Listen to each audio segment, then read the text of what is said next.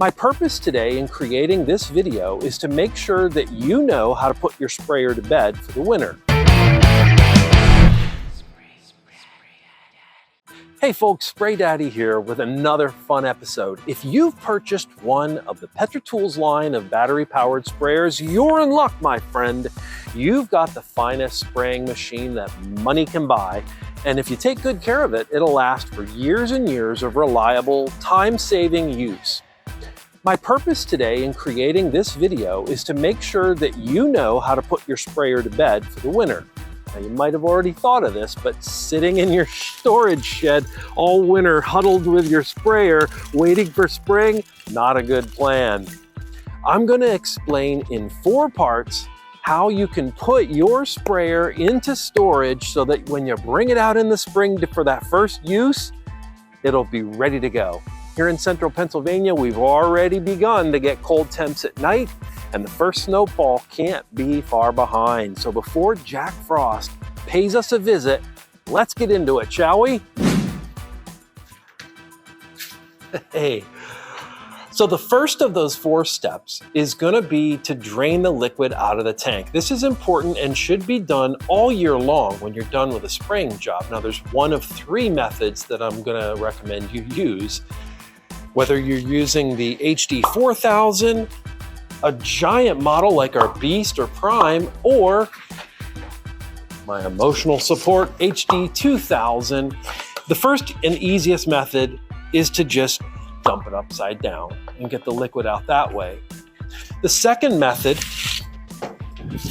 take the valve handle, unscrew the wand and the valve handle and the nozzle, turn the pump on, and just have it pump the liquid out for you.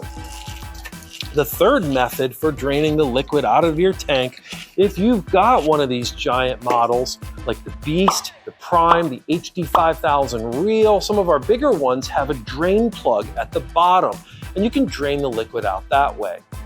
Once you've drained all the liquid out of your tank, we're gonna rinse and wash the inside of the tank. Once you've drained all the liquid out of the tank, the next step is going to be to wash the inside of the tank. Let's get into that.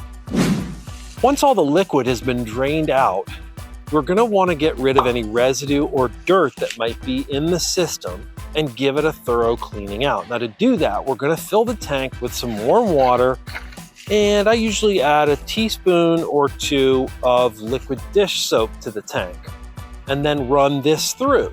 Since I don't know what you've put in your tank, I'm not going to recommend where you should dispose of this mixture because there still could be some residue of what you sprayed the last time in there, depending on how you've cleaned it. But for me, I use a utility sink in the basement. That's a mighty fine choice if you've got one. Now, once you've run it through, add another 2 gallons of warm tap water to the tank and then run that through until it's empty and the pump changes pitch. I always leave my lid off when it's in storage and then remove any remaining liquid with a dry rag. You should also soak your nozzles in soapy water as they can cause frustration and plug up in the springtime. Regular tap water and a few drops of liquid dish soap is the perfect solution for this. Okay, for step number 3, we've come to a fork in the road, folks.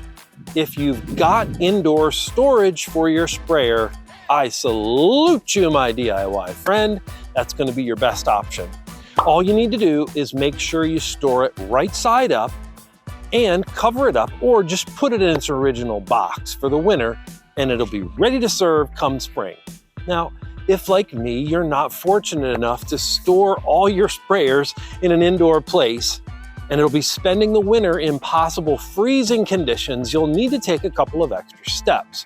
For my outdoor storage sprayers, I buy a gallon of RV antifreeze, and I pour that directly into the tank. I then turn the unit on and run this mixture through the pump, out the hose to the valve handle and the wand so that I've got antifreeze in all the parts where anything could freeze. If you've still got your original box, place it in there, or you can cover it up with a tarp to protect it during storage.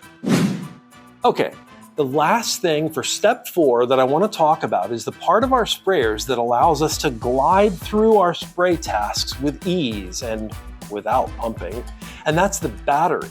Now, for most of our units, you're going to find a 12-volt lead-acid battery inside. And while they're low maintenance variety, that doesn't mean you can just leave it in the shed all winter and expect it to fire right up. For this HD 2000, if you lift up the back pad, you'll find the battery compartment right there. For the HD 4000, same place, right inside the battery compartment. The first step that I recommend with all our lead-acid batteries is to fully charge it before storage by plugging it in and leaving it overnight. That'll give you a full charge so that you start the winter ready to go. All batteries discharge when they're not in use, and cold weather is going to really speed that process up.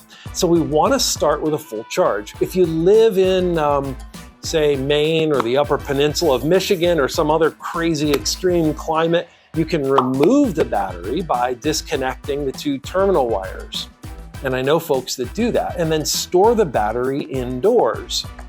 But what I prefer to do is to keep the battery in the unit and just plug it in once every 2 or 3 weeks and charge it back up.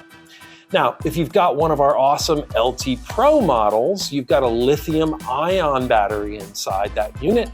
And for this model, we recommend that you pop the battery out and store it fully charged indoors. We at PETRATOOLS are so proud of our sprayers, and we know that you spent good money to own one. And we're committed to helping you keep your sprayer in tip-top shape all year long, so it lasts you for many seasons to come.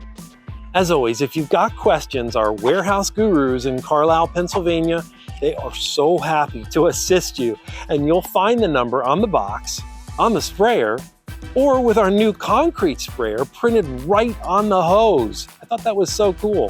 Folks, if this video was helpful to you, I'd appreciate you hitting the like button down there. And of course, I'd love it if you subscribe to our channel. I hope something amazing happens to you today. Thanks for watching. I really do appreciate you. It's time to fill out my wish list for Santa. Gotta go.